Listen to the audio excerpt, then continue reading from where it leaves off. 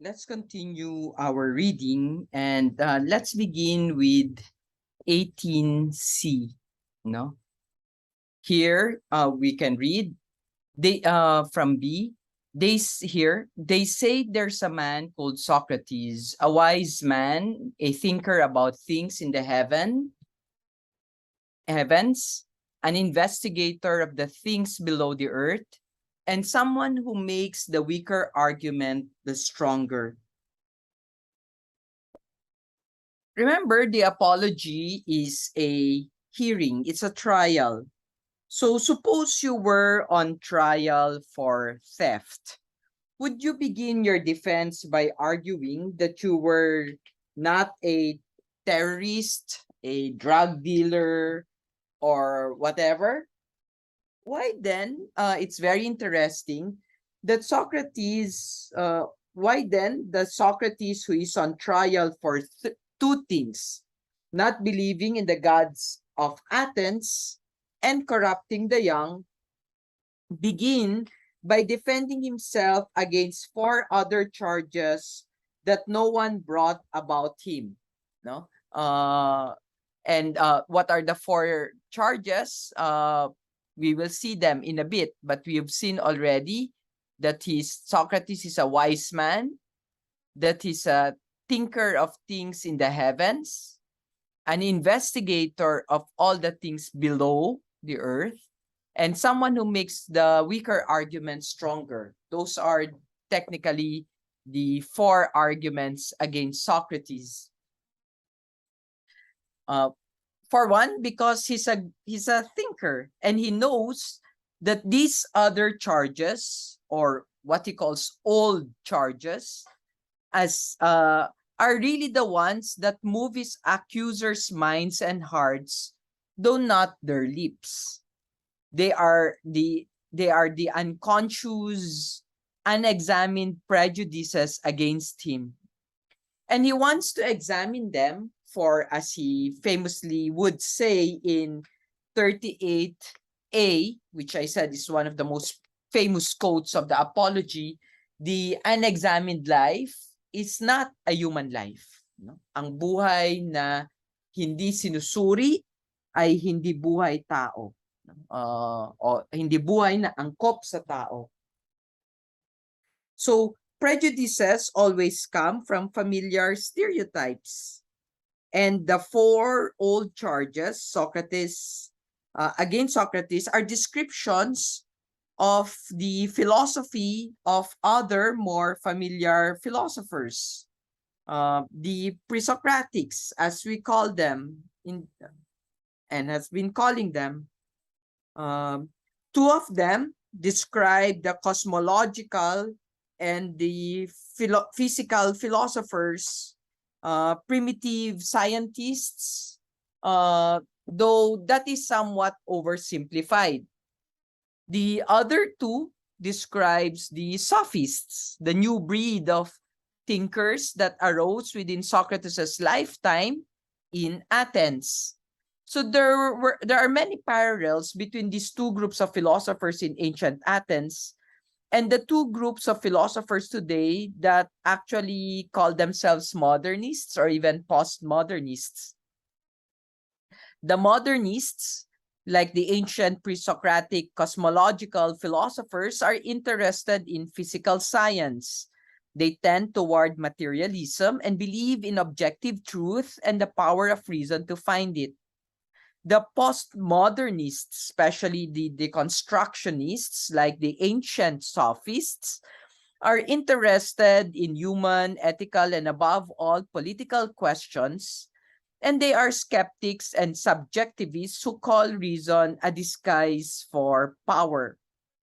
There is nothing new under the sun, you'd see. The Greeks invented just about every school of philosophy that would appear and would still appear.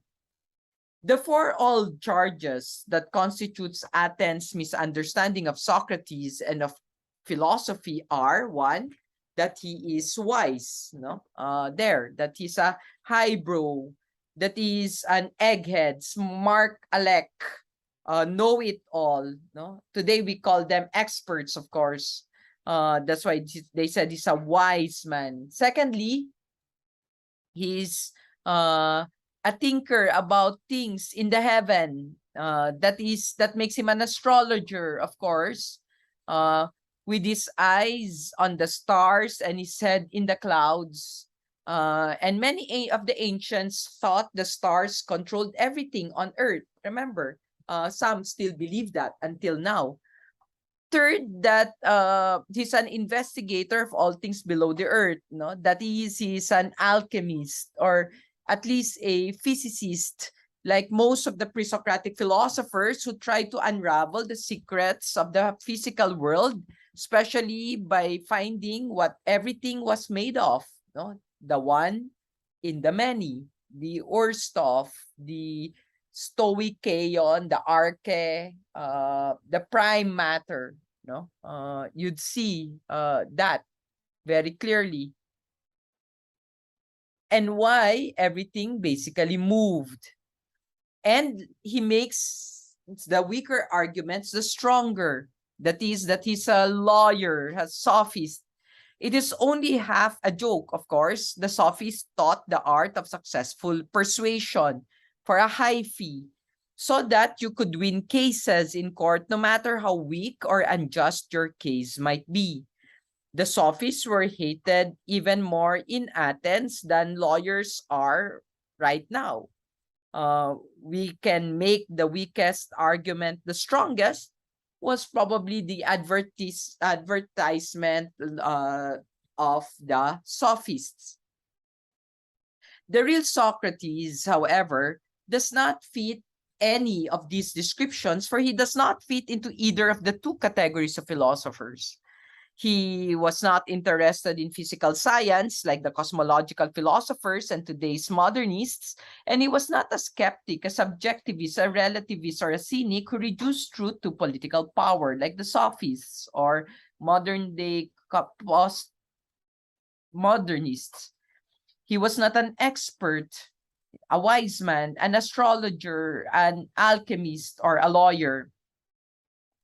But these were the familiar categories of people in Athens, and Socrates was stuffed, forced into them.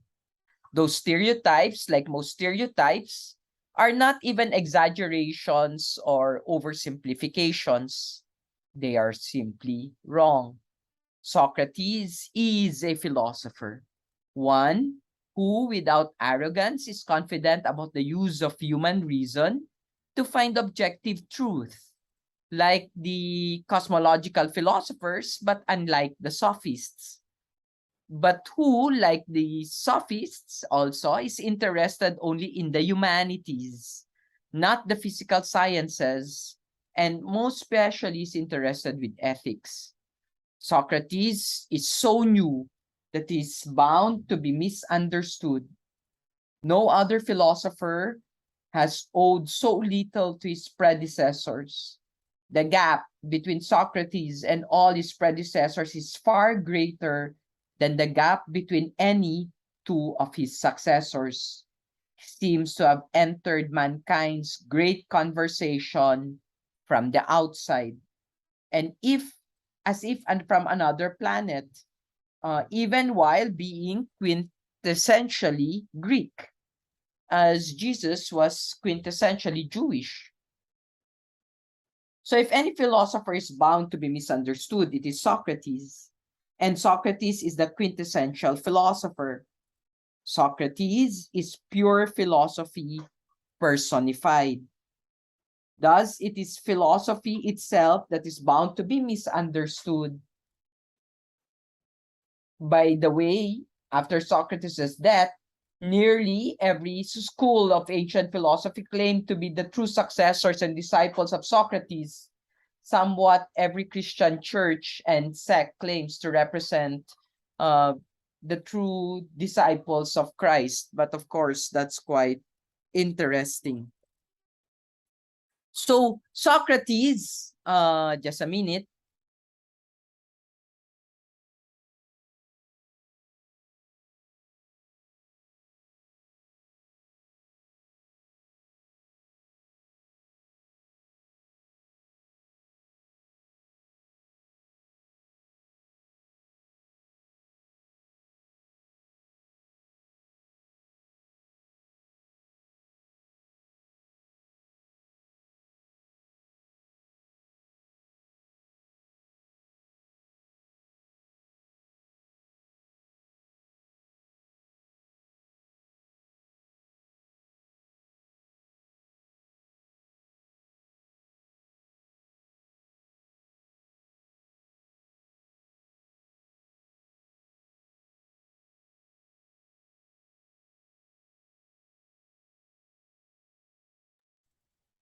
Sorry for that.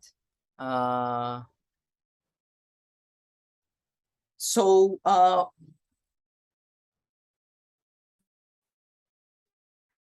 Socrates will not succeed in winning his most crucial argument, the one that is literally a matter of life and death for him. Even Socrates, the greatest, one of the greatest teachers in the world, is a failure. So was Jesus, so was Buddha, so was Kongzi. Few of their contemporaries understood and believed any of them. In fact, sadly, not even us can understand him right now. Socrates' death shows the power of prejudice. Socrates cannot defend himself against the four old charges, the prejudices against him. They will kill him. And he foresees this one. He says, moreover, those accusers have been doing that for a long time now. Besides, they spoke to you at the age when you would most readily believe them, when some of you were children or young boys. Thus, they simply won their case by default, as there was no defense. But what's most unreasonable in all this is that I can't discover even their names and tell them to you, unless one of them happens to be a comic playwright. Uh, the power of prejudice is darkness. It's not just ignorance, but ignorance of your own ignorance. Prejudice is very easy to create and reinforce by rhetoric and advertising and images that bypass the reason. For that which bypasses reason works in the dark. Even the heaviest champion of the world will lose to a flyweight if he is fighting him blind. Even the world's greatest surgeon will be unable to perform the simplest operations if the light goes out in the operating room. And Socrates knows this. So even if you look at a good teacher whose arguments are sharp and bright, it cannot really win a fight against a fog. He will defend himself very well when he cross-examines Meletos, his accuser, because Athenian law required the man who brought legal charges against another to be submitted to cross-examination and even to pay the fine or penalty that he sought from the defendant if he lost the case. But Socrates cannot defend himself against everyone and more especially to no one. A prejudice is something everybody knows and nobody defends. To philosophize is to demand light. To be in the light, all opinions must be examined. Terms must be clearly defined, reason and evidences given, assumptions exposed. This is not just logic. It is justice, fairness, honesty. This is also the essential method of science as well as philosophy. What we call the sciences, of course, were not separate from philosophy until after Newton. Historically, then, most of the sciences were spin-offs from philosophy, philosophy's bastard sons and daughters, we jokingly say. Uh, like children who moved away from their parents' home and became independent. But each of the sciences is successful and popular because each sciences generates a practical application, a technology that gives us more power over the material world and satisfies our material desires. But philosophy is unpopular by its very nature because it does not satisfy our material desires but questions them or questions us like a cross-examining lawyer. But so you'd see eventually that in the succeeding slides, no, here, Socrates will even say that his accusers are older. No? There are two groups, and that they're older and things like that. But more importantly, here he will say that that he never charge a fee, and because of that, that he is poor. Here, Socrates makes a point, no? In 19e, Socrates makes a point that he never took a fee for his teaching. This proved that he was not a sophist who sold their minds and thoughts.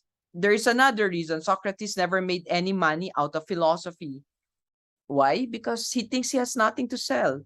He claims to have no wisdom. In fact, he's there only to seek it.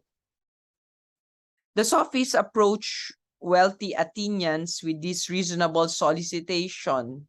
Our minds are full of clever rhetorical tricks to confuse juries, and our purses are empty. Your purses are full and your minds are empty. So let's make an exchange. Grease our palms with your silver and we will make oil. We will oil your brains with our wisdom. Of course, many wealthy Athenian parents were paying expensive tuition to sophists to tutor their children without examining what product they were buying. Just change the word in the sentence that I just said, Athenian to Athenian, and you will see that the more things change, the more they stay the same.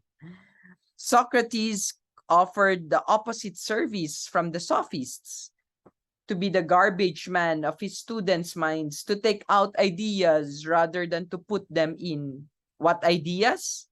Follies, fallacies, fancies, fantasies, prejudices. You emerge from a conversation with Socrates as poorer, not richer in opinions. What do we use money for? Ordinarily, money represents material goods or services that we want to exchange for others. But wisdom has no price because it's not a material good. All material goods diminish when shared. You have less money, fame, power, and so forth after you give some away.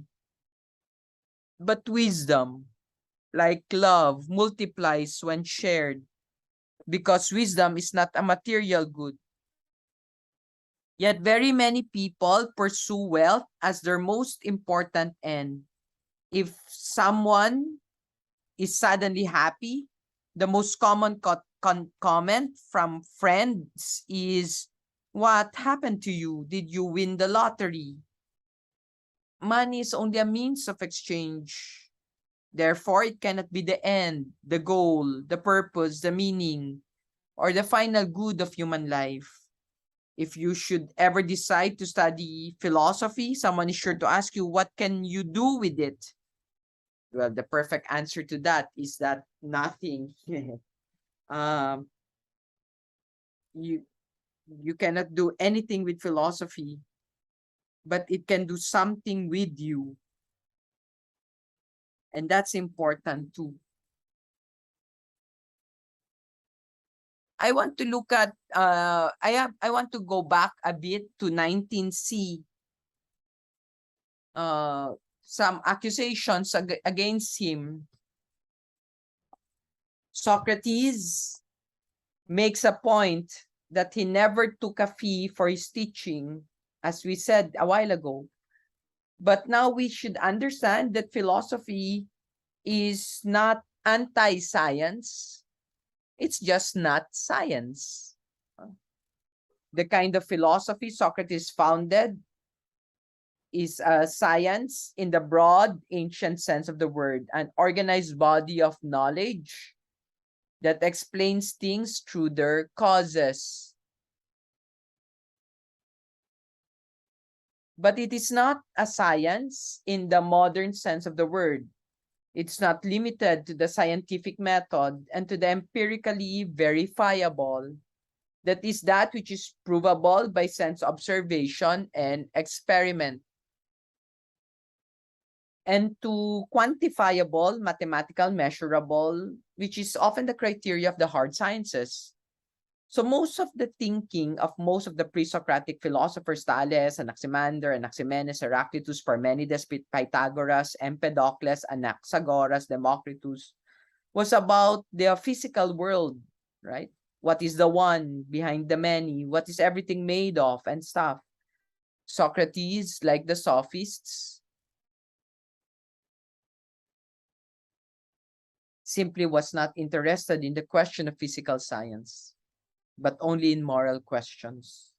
Obviously, moral questions cannot be answered by the scientific method because moral qualities are not visible or quantifiably measurable. But that does not mean they cannot be settled by reason alone.